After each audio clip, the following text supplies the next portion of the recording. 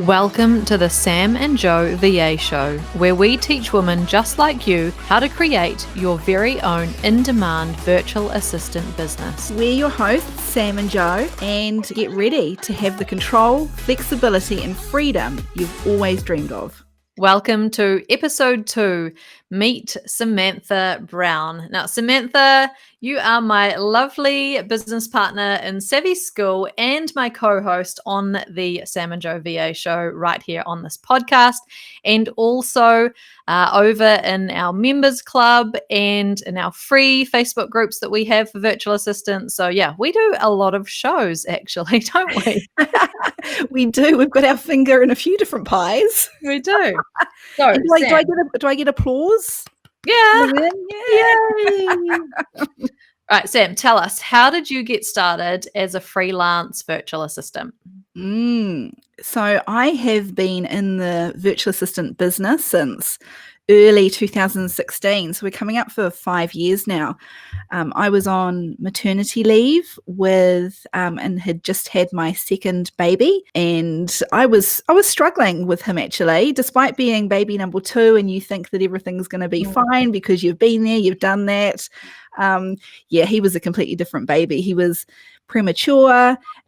He had severe reflux and dairy allergies and you name it. And we were dealing with it with him. So it was a really interesting time. I was kind of dealing with that. And then just out of the blue, an old friend and ex-colleague contacted me, and she had decided to go out on her own and become a consultant, start up her own business, nothing to do with the virtual assistant world. But she needed some help. She needed some admin support, and she knew that I wasn't working at that time. And so just reached out and said, hey, are you interested in doing this? I know you've got, a really young baby, but I don't care when you do the work. If you do the work during nap times or at night or weekends, that's fine by me, just as long as it gets done. So my initial thought was like, you've got to be kidding. Like, this is the worst timing ever, and there is no way that I'm going to be able to add this to my plate. And in between juggling consultants, appointments, hospitals here, there, and everywhere, I thought, no way. But I said that I'd think about it, and so I went away, and there was this little nagging voice in my head that just kept on saying, you've just got to say yes. You've just got to make it work. There's never going to be a right time. If you don't say yes now, will this opportunity ever come again? And, there's never going to be that right time. There's always going to be something else. It'll be when he's starting school, or it'll be whatever next family drama that you're dealing with. So I rang her back the next day and said, yeah, let's do this. And it kind of just really snowballed from there. At that point, I should point out as well, I hadn't even heard of the term virtual assistant. It's not something, especially here in New Zealand, that at that point, I don't think it was really a well-known term at all. So I started working for her, which very quickly, she was so generous. And that's the great thing about clients, the really good clients, they will just recommend you to everybody that they know. So within a matter of weeks, I had my second client. A couple of weeks after that, I had client number 3. Nice. Within 6 months, I was fully booked. I had no business plan. I had no online presence. I hadn't got a name, no logo, nothing on social media. I didn't have anything. And we called up for lunch one day. This is with the original client. And she was like, come on, this is actually something. You do know that. Yeah.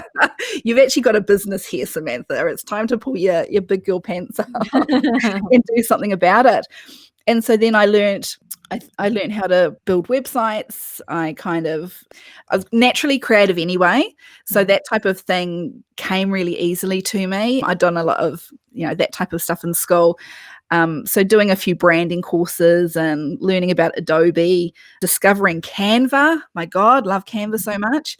I then just kind of haphazardly put a business together, and almost 5 years on, here we are. Because you call yourself the accidental virtual assistant, don't you?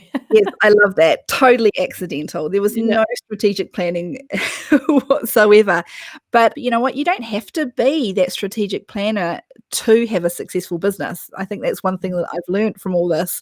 I think as long as you kind of have really good, I think I think one of the things I've got going for me is I say yes to a lot of things. I'm not kind of afraid to step out of my comfort zone. Sometimes it's hard to do, but I'm not afraid to do it. But also I go with my gut. I listen to my instincts, and I always have. So whenever kind of an opportunity's come my way or a new client that's reached out, I know really, really quickly whether or not I think it's going to be a good fit. There's been a couple of times when I've ignored that gut instinct, usually for money. Like if someone's offered me really good money for something, and even though I think, I don't know, I don't think this client's going to be for me, but that's, I've got a holiday that I want to pay for. I've accepted it. I've gone against my gut, and then it's always ended badly.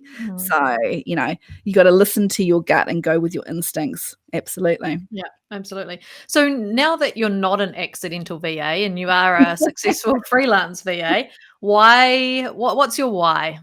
What's my why? My why is, and we talk about this a lot, don't we, Jo? It's freedom and flexibility. I want to be able to work whenever I want to work for whoever I want to work for, doing the type of work that I want to do at the time. Yeah.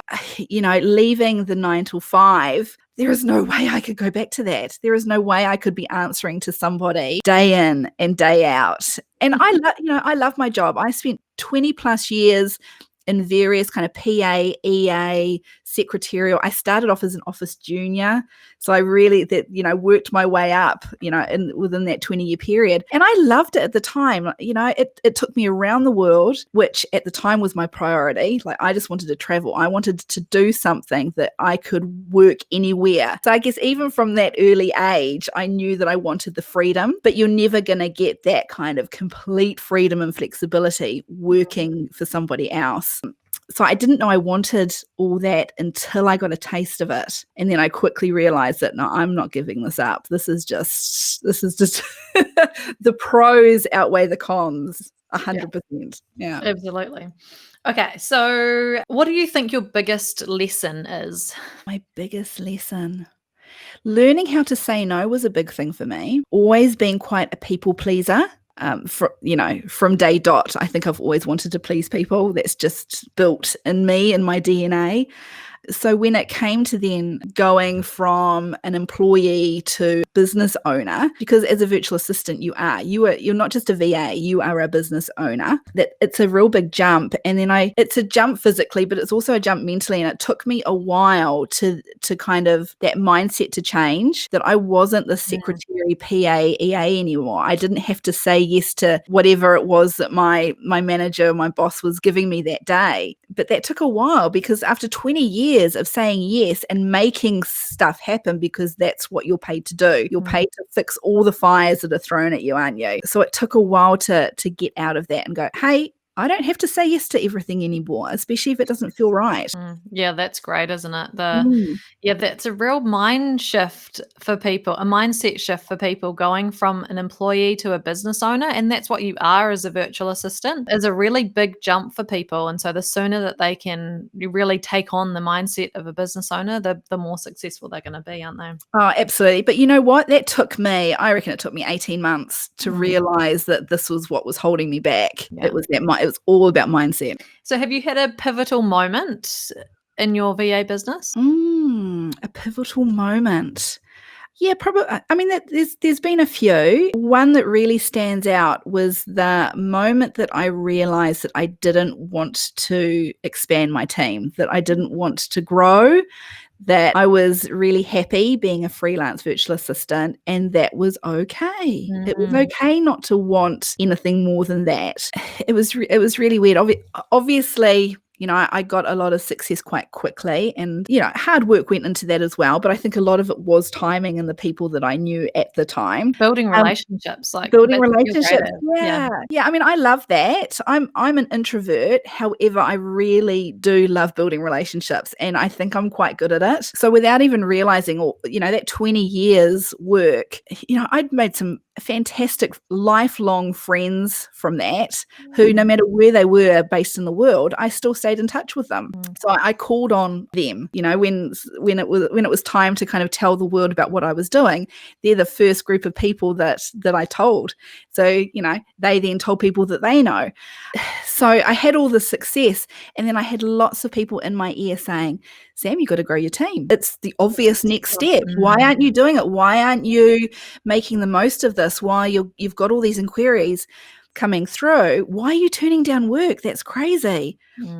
You're just handing over that work to somebody else in your network when you could be clipping the ticket. I was hearing it from so many people, and I started buying into it for a bit, and then it just made me feel really yucky. I didn't know why it made me feel yucky, and then I felt guilty for feeling yucky. Don't I have ambition? So I questioned a lot during those kind of that month or so when all this was happening and all this pressure. And once again, it came down to going with my gut, and my gut was telling me that it wasn't right, but I didn't know exactly why. And I mean, I think we all deal with a little bit of peer pressure, and it wasn't like that type of peer pressure to make me feel bad. Like these people had really good intentions. They wanted to lift me up. They wanted to see me do well, but there was just something telling me that no, you're really good doing what you're doing, you're having fun, and there's going to be something else down the track. Something was telling me, no, this isn't for me. Once again, it's okay to say no and just have your own path and do it your way. Yeah, absolutely. I think that's so key for anyone who's listening who has no desire to build a team or doesn't. Sometimes some personalities, some people just aren't cut out to be managers of team members. Like they're really great technically, but not great at managing people. And if that's you and you're feeling that way, like, oh, do I have to be an agency owner or have a team to be a successful VA? Well, no, because Sam, you show us that you can absolutely be successful, just doing it yourself as a freelancer. So yeah, good on you for realizing that and not buying into that peer pressure. Oh, I'm so glad. I'm so glad I didn't. Yeah, I'm having much more fun. Exactly. I think another pivotal moment for you is probably recently when you decided to niche down. Yes, Tell us thank you about for that. reminding me. Yeah, so once again, I mean, throughout the last 5 years, I had read a lot about the fact that if you want to kind of attract the right type of clients that aren't going to question the prices that you're charging. So if you kind of want that high-end type of client, you need to position yourself in the market so that you're an expert in your field, I guess is probably the easiest way to put it. The go-to VA for whatever you're providing. Exactly. And once again, this comes down to mindset, doesn't it? For the first 4 years of my VA career, I was offering everything, absolutely everything, because I was afraid that if I didn't, then the new queries would just stop coming. I then wouldn't be able to pay my bills, or I wouldn't be able to take the kids on a holiday this year. It's really strange because the reality is it's the complete opposite of that. If once you niche down, and I think it does take courage to do it. I mean, I know it took courage. It took you a while. It took a long time, a long time. But once you do it, everything becomes clear. Your messaging becomes really, really clear. Your ideal client becomes really, really clear. And stand out from everyone else. Stand out. People remember. People remember exactly what it is that you do. So I decided to niche down to web design. But not only that, I went one step further. So I just do Squarespace websites at the moment. And I say at the moment because the great thing about this business, isn't it, is that you can change your services again whenever you want. It comes back down to that flexibility to just do whatever you want whenever you want. So at the moment, I offer website design and maintenance in the Squarespace platform only. And everyone now knows, my family, my friends, my ex-colleagues, the people in our VA community here in New Zealand, most of them, it's really easy to remember that Sam's the one that does Squarespace websites. So when somebody comes to them looking for help with their Squarespace website, if they don't, if they can't help them, I know exactly the person you need to talk to. You need to talk to Sam. So, my phone hasn't stopped ringing. rings just as much, but even better, it rings with people that I actually want to be working for. It's not people saying, hey, will you look after my inbox for me? Or, hey, will you do bookkeeping, when I don't offer those services? So as lovely it is to talk to these people, it is actually wasting my time, isn't it, at the end of the day? Yeah, absolutely. And so how do you work? Like, do you have a home office, and whereabouts are you based? Yeah, so I am based in the Waikato in New Zealand, and I work from my home office. At the moment, I share it with my other half, who is working from home as well due to COVID-19. So I share it with him, which is interesting. But Can he hear you? no, he's in the other room. Yeah. And it's great. My world right now is in my neighborhood. My kids are at school in kindy just down the road. I've got family in the other direction. I've got all the shops just around the corner as well. So it's just really easy just to be able to nip out, pick up the kids, drop off the kids, go to the doctor if I need to. Everything's here. And it doesn't cost me anything extra to work from home. And I don't need it as well. My personality doesn't need to be surrounded with in-person people 24/7. I actually do a lot when I don't have any of those distractions. So I'm really happy working at home. It works for me. One of the things I love about you, Sam, is that you actually just do what you want to do, what feels right, and you don't try and just fit into what would be the norm. Like, you've built it so that you've got your web design as your service. So you don't have to be at your desk monitoring inboxes or answering phone calls from 9 till 5. Like, you've actually created the business that suits your lifestyle and what you want. And that is fab. So yeah. It's so important. Otherwise, why do it? If that comes down to my why, which is giving me the freedom and flexibility to do whatever I want, I went through a period where I found myself deviating from that, and when I am taking on all the work, my personal life then got put aside, and it was like, this is not why I started the business. If there's work coming in that's taking me away from my children and my family life, then it's time to question the way I work. Yeah, absolutely. So always keeping why front of mind is so key. All right, so what would be your number one piece of advice for us to finish on? Oh, this is easy. This is an easy one. Be yourself. Be yourself. It is how you're going to stand out. It's how you're going to attract your ideal client. If you are yourself, people are attracted to that. They feel your vibe in all your branding and how you communicate with them and just your whole business. If your business feels like you, then you're going to attract the right people. Don't try and be someone you're not. Yeah, and it just means that you then don't attract people that you don't want to be clients or in your business, which is great too. Yeah, that's what you want. You don't want to be fielding 100 calls and 100 emails from people you don't actually want to be working with. Yeah, absolutely. Right. Thanks so much, Sam, for sharing your story. Thanks to everyone for listening to this episode of the Sam and Joe VA Show. If you'd like to find out more, head to the Savvy School website to check out the amazing members club and find more free resources. You can find us at savvyschool.co.nz.